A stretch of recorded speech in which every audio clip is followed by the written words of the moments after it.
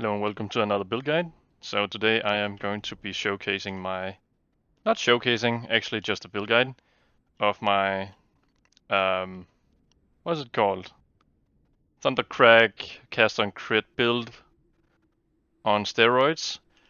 Um, so this particular build is something I've been playing through like later patches pretty much.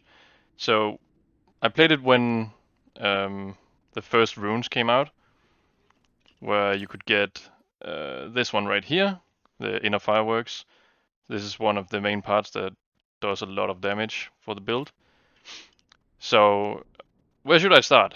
There's a lot of components to this, and just a quick disclaimer, and that is that this character is not beginner friendly, especially because it needs a lot of legendaries to actually do more damage.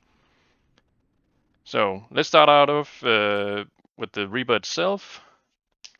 So the Reaper is what makes us so freaking fast, or at least one of the components of it. Another thing is that it grants a lot of elemental damage, some lightning resistance, so we can ignore everything related to lightning damage. That's very nice. You're pretty much immune to lightning. And the primordial versions makes you able to trigger Thunderstruck automatically through critical strikes instead of using, for example, ancestral strikes. This means that you can actually use other passive damage components, like let's say inner fire, which is one of them that we're using to actually trigger this ability. And you can see it's right here on the ancestral tree. So right now it's doing 384 to 467,000 damage. So this one triggers pretty much constantly as long as you hit with a critical strike. So scaling your build up with a high amount of critical strike chance is very important. Right now I'm sitting at, I can't really show you, 100% accuracy. If you take 69% off of this, that's my total, pretty much, because of bravery giving me 69% right now. So I could definitely scale it way, way further. Like, I would say 80%. If you can get it up to 80%, it would be so great. It would be insanely good. But right now I'm pretty much at a state where bravery triggers this one. So whenever I pick up items or let's say Slormites crafting material, you can suddenly get another 15%, and as well as this one, when you walk 1 yard, you get 1% chance to crit, but you lose those stacks if you do a crit. And then another thing is that this Reaper does for us is it has a very bad downside to it, primordial malediction. So critical strikes no longer deal critical strike damage, and that's a pretty big downside, you may ask. But with this ultimatum, you can actually override that, so you can still have 280% crit damage on your character. So that's very great. So you pretty much ignore this malediction with the ultimatum of flawless power. So another insanely good thing that I haven't mentioned yet is the one line that says, the cooldown of your skills is reduced by 2% every time you walk 1 yard. That is very, very powerful for one obvious reason. Runes. Runes are one of the things that are very powerful in this game, but has a very strict gate between using it and having uptime, you know? So it's very hard to have perma uptime on these runes, especially if you use something like the enhancement rune of Hagen, which increases the effect of the rune itself, but the constraint is getting way larger. So you need way more investment to actually trigger it again. So the one I'm using is this one, Rune of Smelleron. So it becomes a cooldown trigger effect. Instead of, let's say, you have to kill a bunch of enemies, you have to do ancestral strikes or you name it, using support skills. On this one, it's just a cooldown. So I can just press this right now and then let the ability fall off. And when it falls off, every time you walk 1 yard, it's just gonna reduce the cooldown significantly faster, as if it was like a 5-second cooldown or something. I think it's like 5 seconds. I'm not sure. I haven't really tested it, but it's very fast. It's very nice to have that up and running. And as you can see, it's falling off. And when you do this, you suddenly have the ability back again, and then you can start doing stuff with it. So, our main clear is through Inner Fire, and Inner Fire chance has gotten pretty heavily nerfed. So on gear you can pretty much get only like 3%, and then you can enhance it through reinforcement levels. So right now I have 6.5% on my shoulders. My current chance is only 55, and that is with the rune on. So if you want the optimal performance, you want pure stat modifiers, where you can actually double that effect on gear pieces. So this one suddenly becomes 13% if you can get that roll on a piece of gear. But that's a lot of grind, and I'm not gonna do that right now. And honestly, it's working fine as it is. Now, when you have your inner fires up, you suddenly can get inner fires to have a chance to trigger a firework, which deals a pretty hefty amount of damage, as you can see right here. Elemental damage to enemies with 1.88 yard radius. The radius is not that important, it's just there to actually clear packs. And let me tell you, it's triggering constantly. Like, you're absolutely gonna destroy things when you have this up. And another great thing about this, not only can Inner Fires trigger Thunderstruck, but also Inner Fireworks can. So you're pretty much like double dipping as long as this one also crits. So you pretty much have a gazillion billion triggers all the time, and that's why we have so much clear speed and also damage at this point. So it's very great. It's doing massively good. And it's also like, when you have this off, it actually feels kind of awful. Like, maybe not awful, but you lose a lot of clear speed when you don't have this up. Because when enemies get hit in a big pack, everybody in that pack is just gonna overlap the explosions on top of each other. And suddenly you just obliterate the pack of enemies very fast. So it's very, very powerful. Okay, I'm getting carried away. Let's continue. Let's go over the attributes. Attributes is just a bunch into bravery up to rank 75.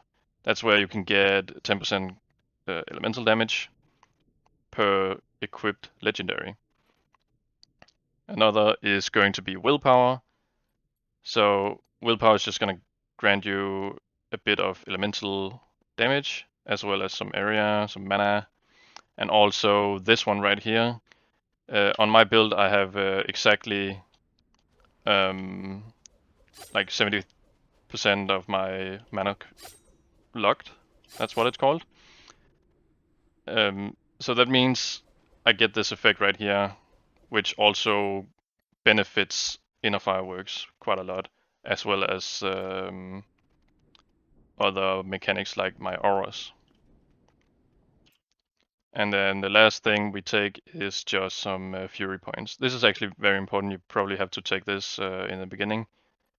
And then bravery maxed out, and then the last points into willpower.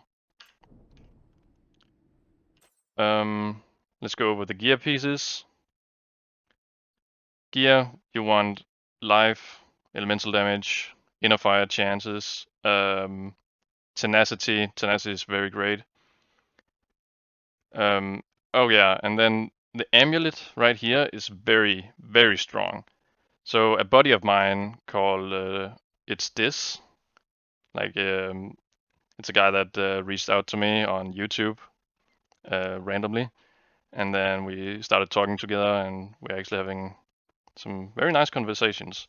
He told me about this amulet right here, and oh boy, has it been buffed like crazy. Before, it granted you flat recovery, like let's say, I think before it gave you like 200, 200 flat life when you blocked.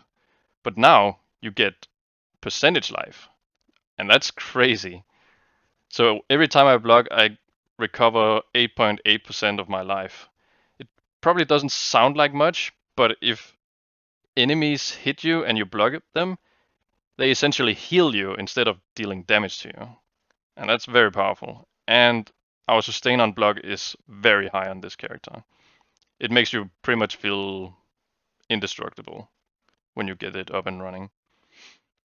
Chest armor, just a bunch of life, a bit of life regen just to sustain ourselves if we are not in combat. And the legendary effect is not that important. You can take whatever you want at this point.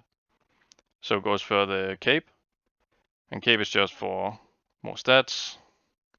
This build is very powerful for one good reason, and that's the legendary effect, which grants us an aura that makes nearby enemies deal reduced damage, pretty much.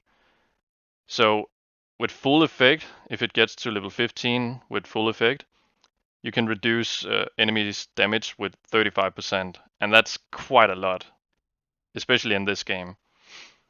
So the downside is that enemies do attack way faster.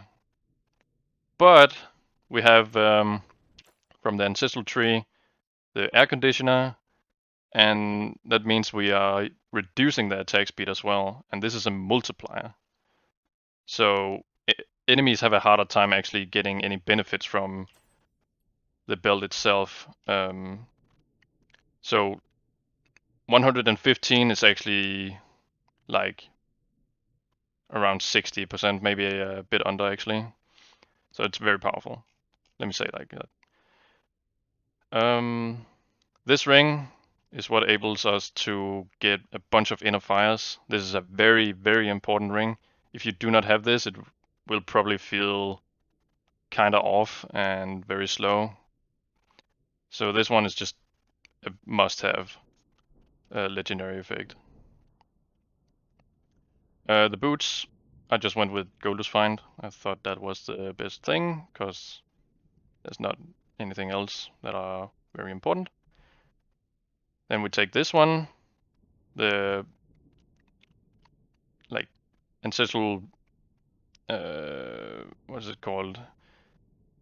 Everything called ancestral gift in your ancestral tree is getting +1 rank. So for example, this node right here, instead of being at rank 10, it's going to be at rank 11. And that goes for everything that is called ancestral gift.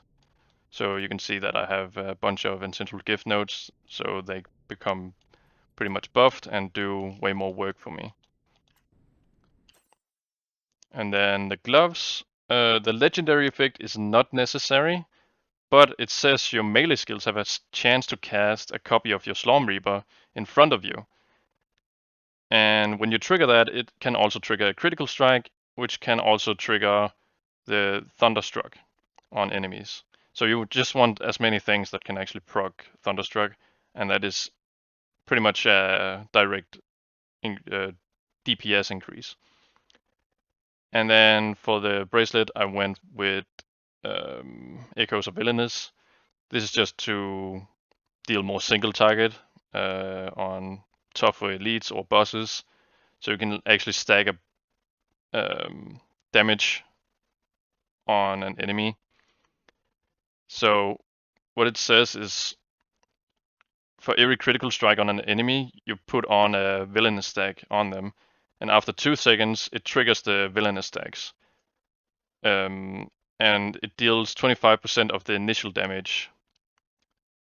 So it doesn't matter if it's elemental damage, because it just gets converted over to skill damage, if that makes sense.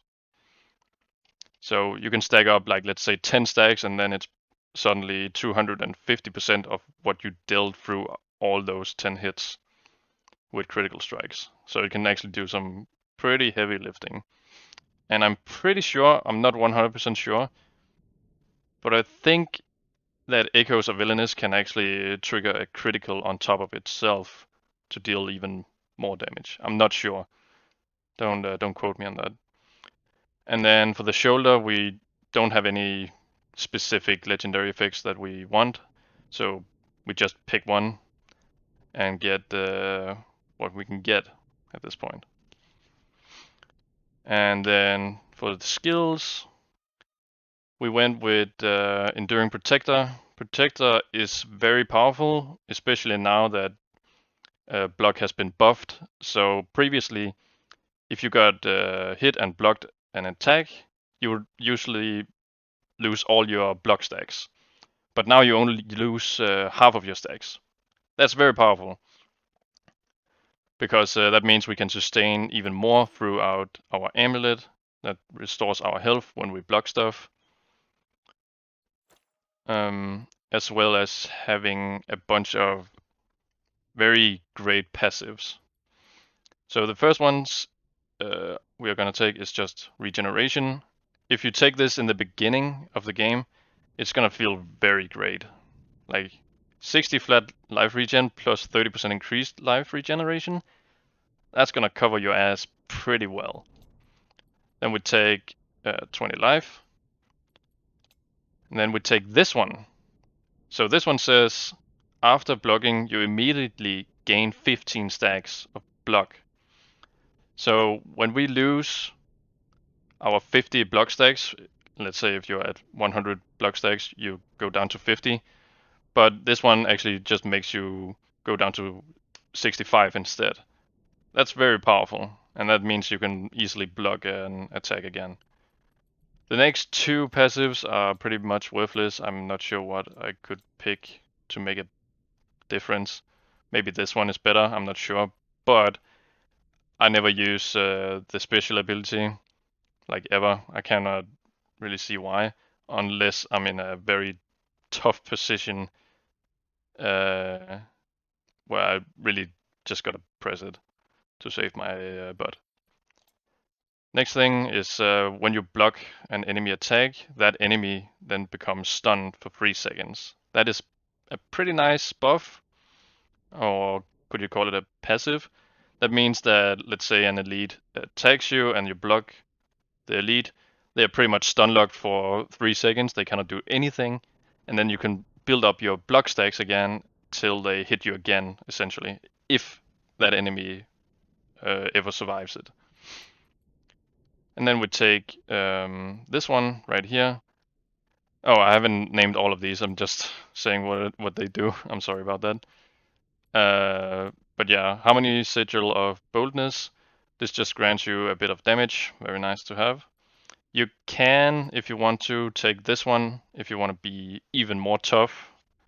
So this one makes your blocks do 100% damage reduction, so you're pretty much immune to a single hit, guaranteed. Whereas before it was 90% damage reduction. But 90% in this game is massive. So The difference is very tiny, so I just went with the damage. I mean, you could argue for very late game in Rev plus 100 or whatever, which is not necessary in this game. It doesn't reward you by any means. Then you could probably take this. The last one is Elder Armor. This one makes your body armor give your stats twice. So something like this elemental damage becomes 3000 instead of 1500, and life becomes 2400, and the percentage is suddenly what is it? 27%. Regen is 40. The life regen is like 370. And also aura effect is 16, inner fire is 7, movement speed is 16. It's crazy. But elemental effects doesn't scale with this because it's not a stat but a legendary effect, if that makes sense. And also in this new patch they actually changed it, or at least fixed a bug where you could fall off, or it would go like it would turn off the twice effect when you were doing, let's say, expedition battlefield. But they buffed it, and or at least fixed it, so now it's perfect again. It's a very great node and very powerful. So our main ability is Whirlwind. We take the damage because why not? You don't get anything else from the other ones. You could argue that maybe you can actually get some life leech on gear and get some benefits out of it, because you actually deal a tiny bit of damage when you do a critical. It's pretty, I mean, it's probably something, I'm not sure. This one, very powerful. Repelling Tornado. So whenever you deal a critical damage with Whirlwind, you gain 3 block stacks. And oh boy, does it feel good.